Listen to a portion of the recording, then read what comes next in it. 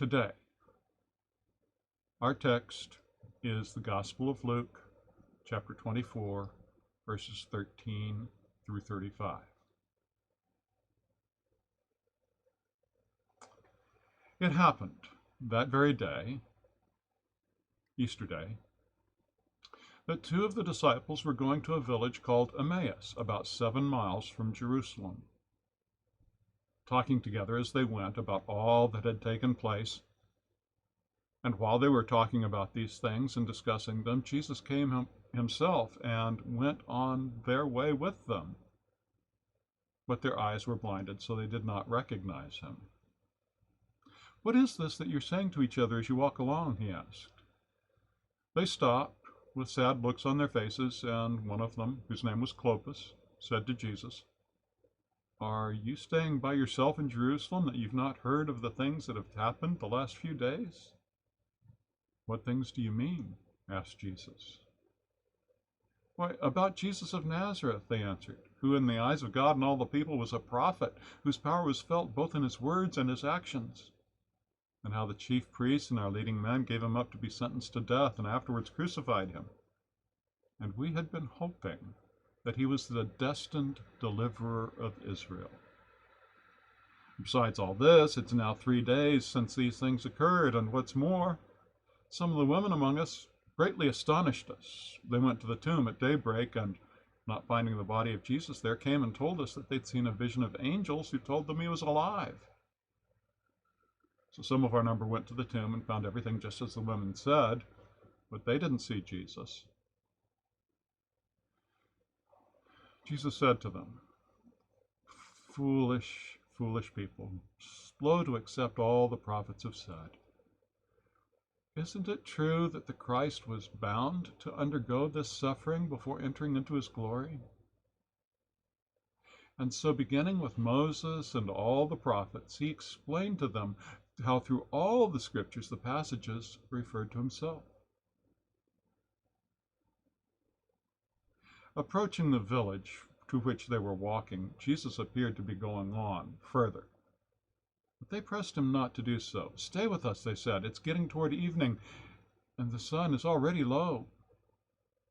So he went in with them to stay with them. After he'd taken his place at the table with them, he took bread, he said the blessing, he broke it, and gave it to them. And their eyes were opened, and they recognized him, and he disappeared from their sight.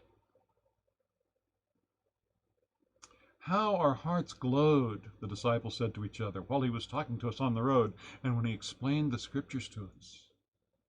And immediately they got up and returned to Jerusalem, where they found the 11 and their companions all together, who told them that the Master really had risen and had appeared to Simon. So they also related what had happened during their walk and how they recognized Jesus at the breaking of bread. A few quick observations before I close. This text actually gives an example of what I was mentioning before as one of the benefits. Different Christians having interaction with the Lord in different contexts, then gathering and comparing what they've learned.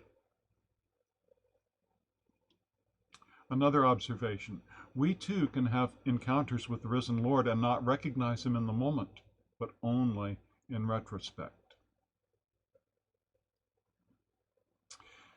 Third, when we do recognize it, sometimes we need to get up and do something right away.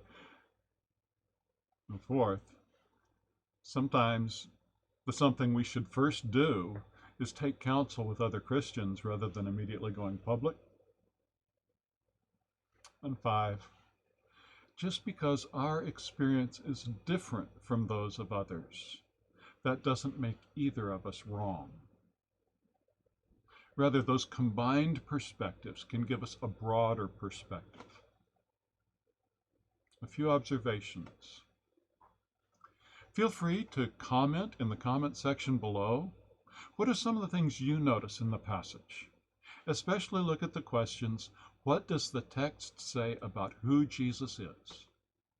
2, More specifically, how is this text about grace? And 3, what questions come up for you that need to be explored further? Tomorrow we'll take a look at the reading from Acts. Have a good evening.